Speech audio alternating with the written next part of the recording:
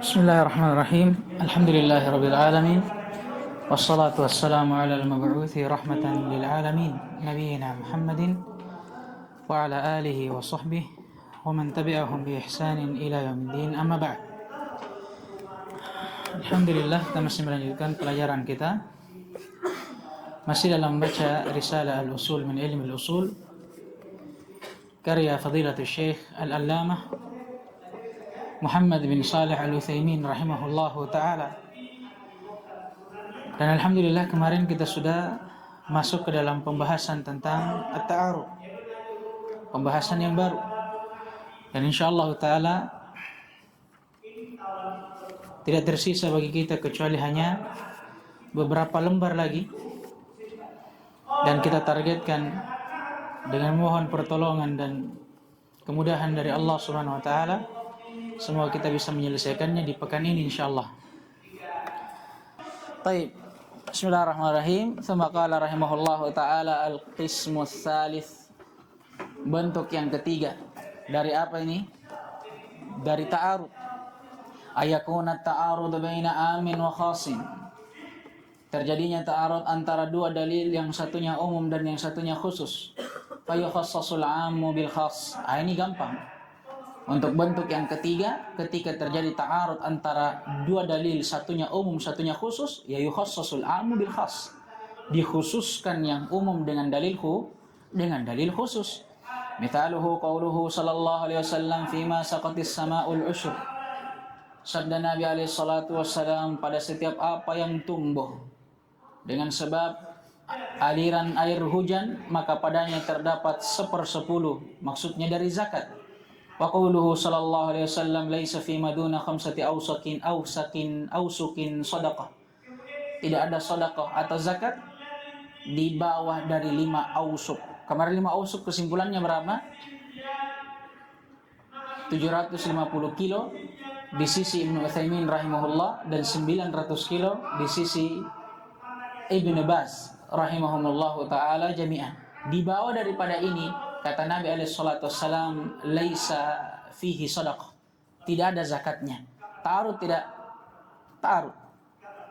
Dalil yang pertama umum. Pokoknya apa saja yang tumbuh dengan sebab aliran air hujan, 1/10 dikeluarkan zakatnya. Tiba-tiba hadits kedua dia mengatakan kalau tidak sampai 5 ausuk tidak wajib sedekah. Ta'arud. Bagaimana cara kita mengamalkannya? Apakah kita jamak? Apakah kita nasakh? Apakah kita tarjih? Tunggu dulu. Ini babnya satu umum, satu khusus. Makanya kata beliau jalan keluarnya kita khususkan saja yang umum. Maka kata beliau fayukhassasul awwal bisani. Kita khususkan yang pertama, yang umum tentunya. Fima saqatis sama'ul usyur. Dengan hadits yang kedua, yaitu laisa fi maduna khamsati ausukin sadaqah. Wala tajibu zakatu illa fima balagha khamsata ausuk. Maka keharusannya, finalnya ini, hasilnya kalau kita khususkan yang pertama, kata beliau, maka tidak wajib zakat kecuali pada apa yang telah sampai 5 ausuk. 750 atau 900 kilo. Al-qismur rabi' qala rahimahullah, adapun jenis yang keempat, ayakuna ta'arud baina nassain ahaduhuma a'ammu min al-akhar wa min wajh wa akhassu min wajhin. Ini perlu perhatian sedikit. Bentuk yang keempat dari bentuk-bentuk ta'arud, terjadinya ta'arud antara dua dalil, yang dimana salah satu dari kedua dalil ini punya dua sisi. Sisi yang pertama dia lebih umum dari dalil yang kedua, berarti dalil yang kedua lebih khusus dari dia, dari satu sisi. Tapi dari sisi yang lainnya, dalil yang pertama ini lebih khusus daripada dalil yang kedua. Jadi ada dua dalil ini. Anggaplah dalil pertama dan dalil kedua. Setiap dari keduanya punya dua sisi. Paham ini? Punya sisi umum, punya sisi khusus. Jika dibandingkan dengan yang lainnya. Maka kita katakan dalil yang pertama, dia umum memang. Lebih umum dari dalil yang kedua. Dari satu sisi. Tapi dari sisi yang lainnya, dia juga sekaligus khusus. Lebih khusus dari dalil yang kedua. Paham ini? Jadi ada dua tinjauan. Dari tinjauan yang pertama, dalil satu lebih umum daripada dalil dua. Berarti sebaliknya, dalil dua lebih khusus darinya. Itu dari satu sisi. Tapi dari sisi yang lainnya, kebalikannya. Dalil yang kedua ini lebih khusus daripada dalil yang pertama lebih khusus daripada dalil yang kedua, maka begitu pula sebaliknya. Berarti kalau yang kedua lebih umum darinya. Bil misal yattadihul maqal. Wa akhassu min wajhin falahu thalathu ahwal. Maka untuk bentuk yang ini ada 3 jalan keluarnya. Yang pertama ayyakuma dalilun ala takhsisi umumi ahadihima bil akhar fayukhassasu bihi.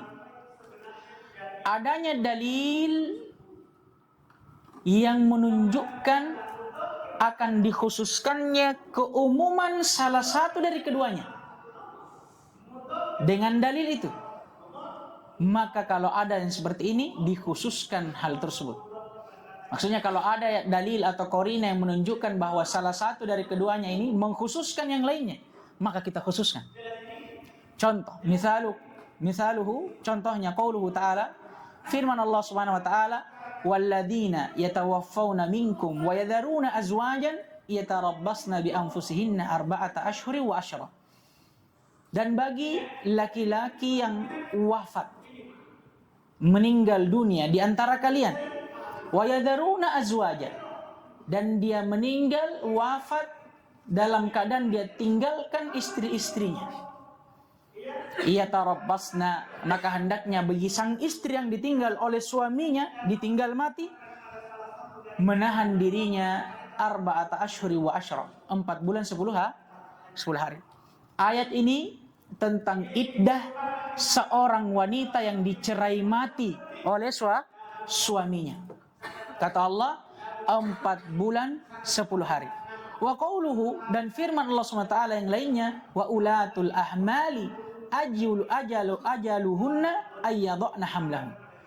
Adapun untuk wanita-wanita yang sedang hamil, dan yang diinginkan dengannya di sini wanita yang diceraikan tapi dalam keadaan dia hamil, maka ajaluhunna, waktu penantiannya, ayyadhna hamlahun, sampai dia melahirkan.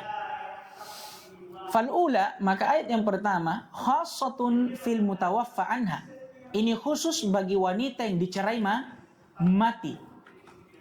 Dari sisi situ, ammatun fil hamili wa ghairiha, tapi dari sisi keadaannya dia umum, mencakup dia dicerai mati dalam keadaan dia hamil atau tidak.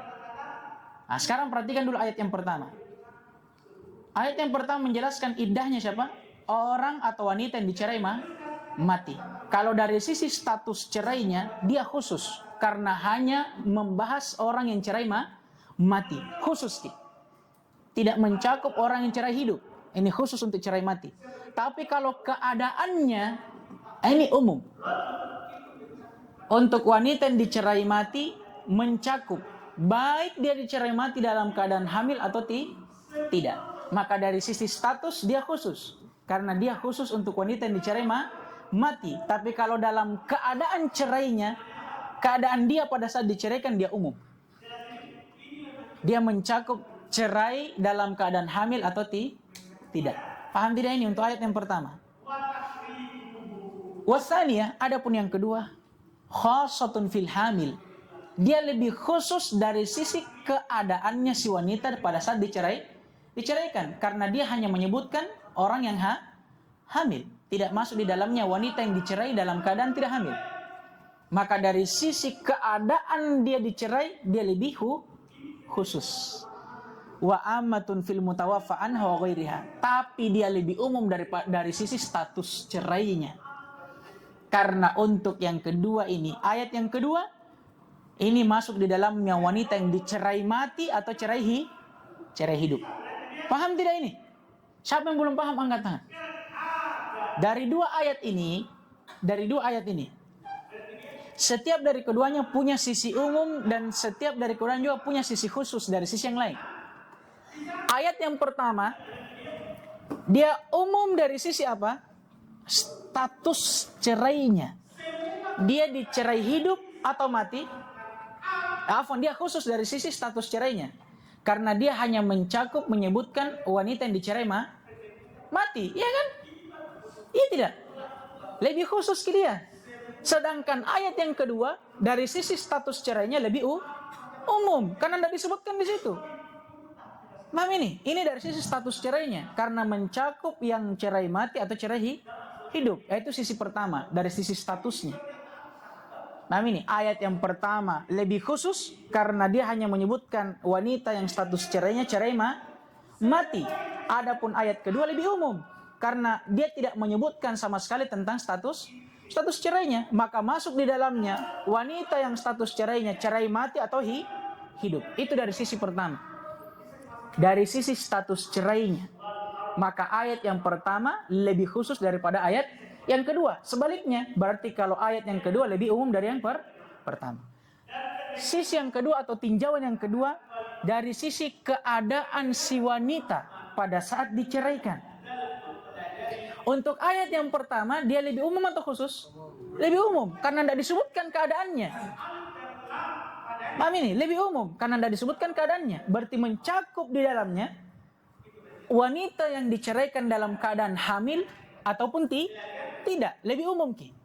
Adapun ayat yang kedua kebalikannya, lebih khusus kalau dari sisi keadaannya. Karena ayat yang kedua khusus menyebutkan seorang wanita yang diceraikan dalam keadaan hamil. Paham tidak ini? Nah, paham ini persilangannya tuh? Yang mana, yang ayat pertama dari sisi mana lebih umum, dari sisi mana lebih khusus dibandingkan ayat kedua. Dan demikian pula ayat kedua dari sisi mana dia lebih umum dan lebih khusus dari ayat yang pertama. Kesimpulannya berarti ayat yang pertama dia lebih umum daripada ayat yang kedua. Lebih umum daripada ayat yang kedua dari sisi apa? Keadaan si wanita pada saat diceraikan. Mau hamil atau tidak. Tapi dia lebih khusus dari ayat yang kedua dari sisi mana? Status cerainya. Karena dia hanya menyebutkan seorang wanita yang status cerainya dicerai mati. Nah, berarti ayat yang kedua sebaliknya. Ayat yang kedua lebih umum dari sisi status kalau ayat yang kedua. Karena dia tidak sebutkan ini apakah yang diceraikan dicerai mati atau cerai hidup. Berarti lebih umum kalau dari sisi status. Tapi kalau dari sisi keadaan si wanita pada saat diceraikan, untuk ayat yang kedua lebih apa? Lebih khusus karena hanya menyebutkan satu keadaan saja, yaitu keadaan seorang wanita pada saat hamil. Taruh. Yang mana kita mau ambil ini? Nah ini. Yang mana kita mau ambil ini? Ya. Bagaimana nih kalau ada seorang wanita yang dicerai mati oleh suaminya dalam keadaan dia hamil? Paham ini? Dicerai mati dan dalam keadaan dia hamil. Yang mana kita ambil ini? Apakah 4 bulan 10 hari ikut kepada wanita yang dicerai mati? Ataukah kita ambil yang waktu melahirkannya ikut kepada wanita yang hamil? Kita ikutkan kemana ini? Status kah? Atau kita ikutkan kemana? Ke keadaannya. Luar biasa ini. Kata beliau, lakin hanya saja dari ta'arud yang terjadi ini dallat dalil, ada dalil yang menunjukkan ala takhsisi umumil ula bithaniyah, akan dikhususkannya keumuman dalil yang pertama. Berarti apanya mau dikhususkan ini? Bukan status saudaraku, keadaannya. Keadaan wanita yang diceraikan pada ayat yang pertama ini kan umum, dikhususkan oleh apa? Dengan ayat yang kedua. Nah, berarti kalau ada kasus seperti tadi, wanita cerai mati, tapi dia dicerai mati dalam keadaan dia hamil. Yang mana diambil? Kita mau ambil dalil yang pertama karena kita mengatakan dia cerai mati, beramal di atas keumumannya, atau kita mengambil dalil yang mengkhususkannya. Paham ini? Yang mengkhususkan keadaannya, yaitu hamil pada saat diceraikan. Kata beliau, kita khususkan yang pertama keumumannya dengan dalil yang kedua. Kenapa? Karena ada dalil lain yang menunjukkan itu. Paham ini? Apa itu? Wadhalika. Dan dalil tersebut adalah anna Subai'at al-Aslamiyah, bahwasanya Subai'ah al-Aslamiyah seorang sahabiyah, wada'at, dalam keadaan dia sedang hamil atau dia melahirkan, ba'da wafati zaujiha bilailin, itu tepat sehari setelah malam wafatnya suaminya. Jadi anggaplah dia melahirkan hari Senin dia melahirkan, suaminya itu wafat pada hari Ahad malam. Tadi malam ini suaminya wafat, besoknya dia melahirkan. Paham ini? Boy, bingung Subai'ah. Bagaimana caraku ini? Apakah saya mengambil iddah 4 bulan 10 hari karena suamiku tinggal cerai mati saya, atau saya tunggu sampai saya melahirkan? Maksudnya apakah saya bisa menikah sekarang karena saya sudah melahirkan? Bingung tuh? Ta'arud. Fa'adina lahan nabiyyu sallallahu alaihi wasallam an tatazawwaja. Dikisahkan bahwa Subai'ah alaihissalam ini minta fatwa kepada Nabi di saat itu, di saat dia melahirkan. Maka Nabi pun membolehkan dia untuk menikah pada saat itu. Berarti menunjukkan apa ini? Apa yang Nabi amalkan untuk dia? Ayat yang pertama atau kedua? Ayat yang kedua, mengkhususkan ayat yang pertama. Wa ala hada, dan di atas ini, fatakunu iddatul hamili ila wad'il haml sawa'un kanat mutawaffan anha am ghairaha. Maka di atas dalil ini, kisah ini, kita simpulkan bahwa iddahnya seorang wanita yang hamil adalah sampai dia melahirkan. Sama saja apakah dia diceraikan dalam keadaan cerai mati atau dalam status cerai mati atau tidak. Kenapa? Karena ayat yang mengatakan tentang cerai mati tadi telah dikhususkan dengan ayat ini. Paham gini masalahnya? Ya, yang belum paham, insyaallah kita ulang besok. Tsumma qala rahimahullahu taala ats-tsani, yang kedua, maksudnya jalan keluar yang kedua dari bentuk ta'arud yang keempat. Wa illam yakum dalilun ala takhsisi umumi ahadihima bil akhar umila bir rajih. Apabila tidak ada dalil yang menunjukkan akan dikhususkannya keumuman salah satu dari keduanya dengan yang lainnya, maka diamalkan yang paling rajih. Berarti ini apa? Tariqatu at-tarjih. Misalu dzalika, contohnya qauluhu sallallahu alaihi wasallam, sabda Nabi alaihi salatu wassalam, idza dakhala ahadakumul masjida fala yajlis hatta yusalli rak'atain. Apabila salah seorang di antara kalian masuk ke dalam masjid, maka jangan sekali-kali dia duduk sampai dia salat 2 rakaat. Wa qauluhu sallallahu alaihi wasallam, juga sabda Nabi alaihi salatu wassalam, la salata ba'da subhi hatta tatlu'a asy-syamsu wa la salata ba'da al-'asri hatta taghrub asy-syams. Tidak ada salat setelah subuh sampai terbitnya matahari, dan tidak ada pula salat setelah asar sampai terbenamnya matahari. Fal awwalu khasun fi tahiyatil masjid amun fil waqt. Maka hadits yang pertama ini khusus dari sisi salat yang dijelaskan, yaitu salat tahiyatul masjid. Tapi dia amun fil waqt, dia umum pada waktunya. Ya tidak? Karena kata Nabi kan, siapa saja di antara kalian masuk ke dalam masjid, Nabi tidak sebutkan waktunya. Berarti mencakup 24 jam waktu yang ada, 5 waktu salat yang ada dan antaranya. Karena Nabi tidak khususkan, berarti umum. Tapi dari sisi waktu, hanya saja salat yang diinginkan khusus, yaitu salat tahiyatul masjid, hatta fala yajlis hatta yusalli rak'atain. Ini salat tahiyatul masjid maksudnya. Ya, dia umum dari sisi waktu tapi khusus dari sisi salat. Wa tsani, adapun yang kedua, khasun fil waqti amun fis shalah, sebaliknya. Dia khusus pada waktu tapi umum pada salatnya. Karena dalil yang kedua ini larangan untuk sholat di waktu-waktu yang terlarang yang disebutkan. Berarti dari sisi waktu yang disebutkan ini khusus, karena Nabi batasi setelah subuh dan setelah asar. Tapi dari sisi sholatnya umum, mau sholat apa saja selama di waktu itu tidak boleh. Nanti ini, selama di waktu itu tidak boleh. Paham gini? Kalau untuk yang pertama kan perintah mendirikan sholat, yang kedua larangan mendirikan sholat. Tapi intinya bukan di situ. Yang kita mau tahu ini, kalau yang pertama hukum perintah mendirikan sholat, itu perintah sholatnya khusus, tapi waktunya umum. Kapan saja kita masuk masjid, ini waktu umum. Wajib sholat tahiyatul masjid. Ini khusus. Adapun yang kedua, larangan untuk mendirikan sholat di dua waktu yang terlarang. Maka dari sisi waktunya dia khusus. Adapun dari sisi sholat ini umum. Mau tahiyatul masjid atau selain daripada tahiyatul masjid, ini dilarang. Paham ini? Maka sekarang, lakinna, hanya saja, ar-rajih, yang lebih rajihnya, taksisu umumi tsani bil awal, dikhususkannya keumuman yang kedua dengan yang pertama. Fatajuzu tahiyatul masjid fil awqati al-manhiyi an umumi salati fiha. Maka boleh salat tahiyatul masjid pada waktu-waktu yang dilarang dari keumuman salat padanya.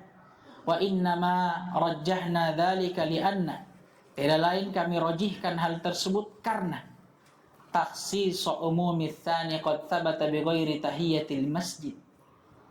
Karena pengkhususan keumuman dalil yang kedua tentang apa nih? Larangan sholat.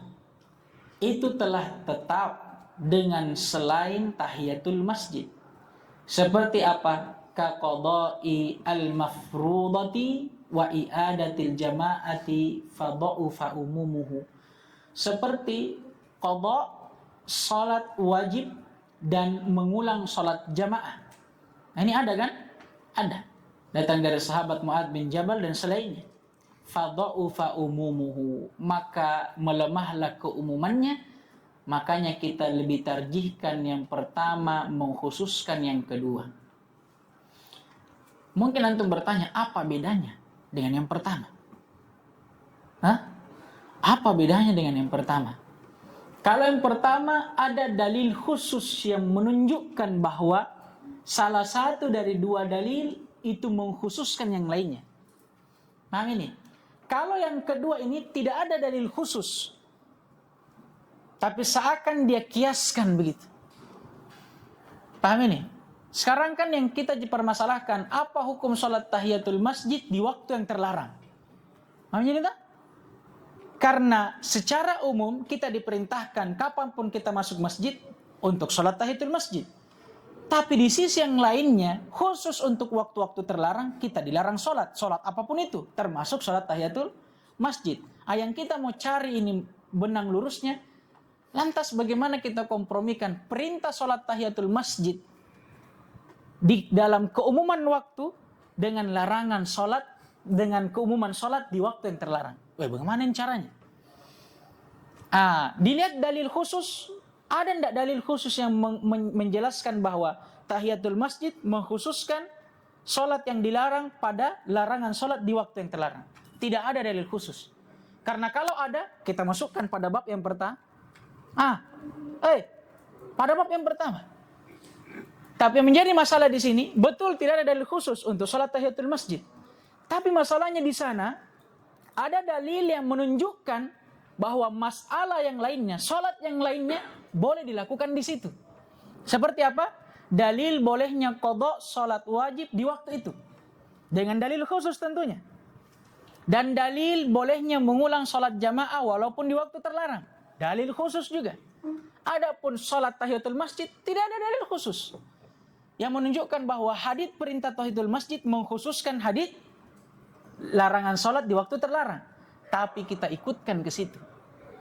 Paham tidak ini? Kita rojihkan, kalau begitu kita ikutkan saja. Hadits tahiyatul masjid ini mengkhususkan hadits larangan sholat. Tapi apakah dengan dalil khusus? Tidak. Tapi karena kita melihat, ada ternyata sholat yang lain dibolehkan di situ. Tapi dia pakai dalil khusus itu. Paham tidak ini? Jadi bolehnya mengqadha sholat dan bolehnya mengulang sholat jamaah, mengkhususkan larangan sholat di waktu yang terlarang, itu ada dalil khusus yang menunjukkan akan pengkhususannya. Adapun sholat tahiyatul masjid tidak ada. Hanya saja kita rojihkan tahiyatul masjid juga ikut mengkhususkan hadits larangan sholat di waktu terlarang, Karena apa? Karena bolehnya sholat yang lain mengkhususkan apa? Larangan sholat di sini dengan dalil yang lain. Pahamnya tidak ini, saudaraku? Nah, ini thariqatut tarjih. Apa yang dia rojihkan? Jadi bentuk masalah sebenarnya sama. Sama-sama merojihkan apa? Salah satunya mengkhususkan yang lainnya. Anggaplah dua masalah. Sekarang hadits larangan sholat kan umum. Sholat apa saja. Nah, kemudian datang dalil-dalil. Nah ini, ada yang mengatakan, mengisahkan seorang sahabat pernah mengulang sholat jamaahnya. Setelah sholat jamaah bersama Nabi, dia ulang setelah itu. Berarti kan sudah masuk waktu terlarang. Apalagi kalau sudah subuh dengan ba'da asar. Kemudian juga ada hadits yang mengatakan bolehnya seorang mengqadha sholat wajibnya setelah, walaupun di waktu terlarang. Kapan saja dia ingat. Dua kasus ini, ada dalil lain yang menjadikan dia mengkhususkan keumuman hadits larangan sholat. Muncul kasus yang ketiga. Sholat tahiyatul masjid. Wih, bagaimana ini? Mau kita khususkan dengan dalil khusus? Tidak ada dalil khusus yang menunjukkan bahwa sholat tahiyatul masjid ini mengkhususkan larangan sholat. Tapi ketika kita melihat, tapi itu sholat qadha dengan sholat jamaah bisa aja ternyata mengkhususkan keumuman larangan sholat di waktu terlarang. Tapi dengan dalil tentunya. Kalau begitu, karena dia saja boleh, ya saya juga mengkhususkan boleh. Kan begini, tidak adil saudara. Maksudnya kenapa bisa sholat jamaah dengan sholat tahiyatul masjid, sholat jamaah dengan sholat qadha bisa mengkhususkan apa? Larangan sholat di waktu terlarang, sedangkan sholat tahiyatul masjid tidak. Bagaimana caranya? Paham tidak ini? Ya walaupun tidak ada dalil khusus yang mengatakan, dalil ini mengkhususkan keumuman larangan sholat, tapi kita ikutkan dengan itu. Paham ini? Paham tidak Sultan? Paham tidak Ibn Romli? Ya, yang mana yang lain tidak paham? Angkat tangan. Jadi bedanya dengan kasus yang pertama, kalau kasus yang pertama ada dalil khusus yang menjelaskan dan menerangkan bahwa yang salah satu dari keduanya ini mengkhususkan yang lainnya. Dalil khusus. Tapi tahiyatul masjid tidak ada. Tapi diikutkan kepada yang lainnya yang ikut mengkhususkan ini, yang keumuman yang umum. Dengan dalilnya sendiri. Pahamnya tidak ini? Iya. Seperti dia kiaskan, dia ikutkan. Masa sholat jamaah dengan sholat qadha bisa mengkhususkan keumuman larangan sholat? Nah kita tidak bisa. Padahal kan ada perintah ini untuk sholat tahiyatul masjid kapanpun kita masuk ke dalam masjid. Paham ya? Hanya karena datang gini larangan terhadap waktu yang terlarang, ini yang jadi masalah. Apakah kita khususkan ini atau tidak? Tidak ada dalil khusus yang menunjukkan akan pengkhususan keumuman di sini. Tapi ketika kita lihat yang lain, tapi kan yang lain bisa. Sholat tahiyatul masjid bisa, sholat qadha bisa, sholat jamaah bisa. Diikutkanlah apa? Tahiyatul masjid, dirojihkan itu. Apalagi nanti di kitab yang lebih tinggi, keumuman dari suatu nas itu akan melemah keumumannya ketika sudah dikhususkan dengan dalil yang lainnya. Paham ini? Maka ketika sudah melemah keumumannya, ketika ada dalil yang khusus yang lainnya, bisa masuk ikut mengkhususkan keumumannya. Dari ini tahiyatul masjid ini dia upaki. Dia punya kesempatan emas. Karena dibantu oleh sholat qadha dan sholat jamaah. Karena sholat qadha dan sholat jamaah sudah mengkhususkan keumuman larangan sholat di waktu terlarang, melemahmi keumumannya. Karena sudah khusus. Dapat nih jalur bebas tes ini. Sholat tahiyatul masjid ikut mengkhususkan keumumannya. Nah ini, itu nanti di kitab yang lebih tinggi. Tapi sekarang kita jelaskan itu saja dulu. Yang satunya mengkhususkan dalil umum dengan dalil yang tersendiri, kalau yang satunya enggak. Dia dirojihkan. Hanya karena ada kekhususan yang lain mengkhususkannya dengan dalil sendiri. Paham tidak ini? Aina. Kemudian berikutnya, wa inna ma rajjahna dzalika, ini sudah ya. Kemudian ats-tsalits yang ketiga, Wa illam yakum dalilun wala murajjihun li takhsisi umumi ahadihima bitsani wajib al-amal bi kullin minhuma fima la yata'aradani fihi wa tawaqqufu fi surati allati yata'aradani fiha. Ini jalan yang terakhir. Untuk bentuk yang keempat, kalau tidak ada dalil, maksudnya yang menunjukkan akan dikhususkannya salah satu dari keduanya dengan dalil yang lainnya, atau tidak ada juga murajjih. Tidak ada dalil yang bisa dipakai untuk mentarjih, untuk mengkhususkan keumuman salah satu dari keduanya dengan yang lainnya. Wajibal amalu bikullin minhuma. Wajib kita beramal dengan setiap dari keduanya. Fima la yata'aradani fihi. Tapi dengan syarat, kalau keduanya tidak saling ta'arud. Maksudnya apa? Kedua-dua dalil kita amalkan di atas keumuman dan kekhususannya. Sudah. Selama tidak ada ta'arud. Adapun kalau dia ta'arud, kata beliau, wa tawaqqufu fi surati allati yata'aradani fiha. Dan kita wajib tawakuf kalau keduanya saling ta'arud. Lakin faedah terakhir, ini faedah indah dari beliau khusus dalam pembahasan ta'arud. Lakin akan tetapi kata beliau, la yumkinu ta'arudu bainan nususi fi nafsil amri ala wajhin la yumkinu fihi al-jam'u wala an-naskhu wala tarjih.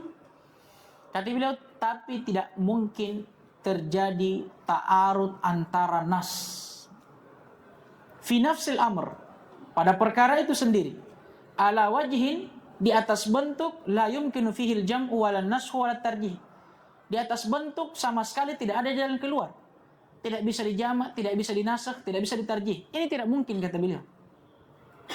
Lianna nusus la tatanaqad, karena hukum asal dari nusus ini, nas-nas yang Allah turunkan, tidak ada yang tanakut dan ta'arud. Itu asalnya.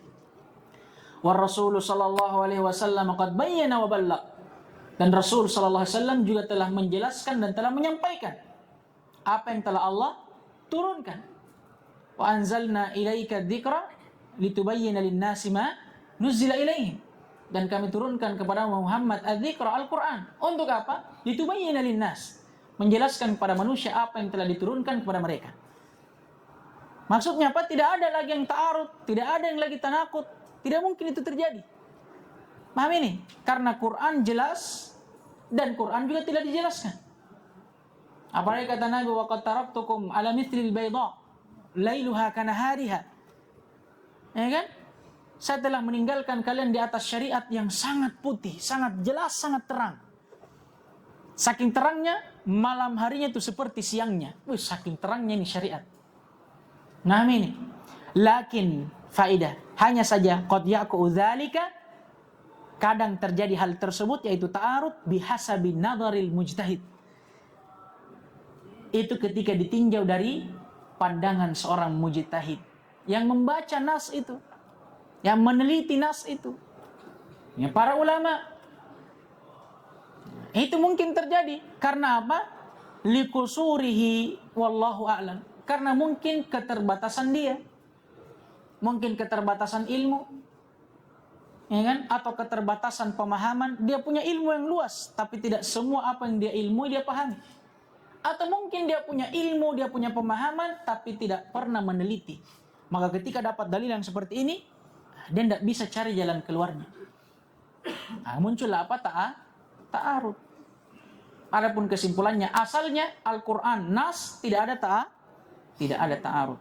Ta'arud itu terjadi jika ditinjau dari siapa? Si mujtahidnya. Kitanya, kalau kita yang baca itu nas, ya mungkin terjadi ta'arud. Bukan karena nasnya yang ta'arud, tapi mungkin karena ilmu kita yang belum sampai. Paham ini? Ini faedah. Naktafi bihadzal qadr, subhanakallahumma bihamdik, asyhadu an la ilaha illa anta, astaghfiruka wa atubu ilaik. Waffaqallahu al-jami' lima yuhibbuhu wa yardah. Wa atina al-afiyata was salama, innahu lidzalika wal qadir alaih. Walhamdulillahirabbil alamin.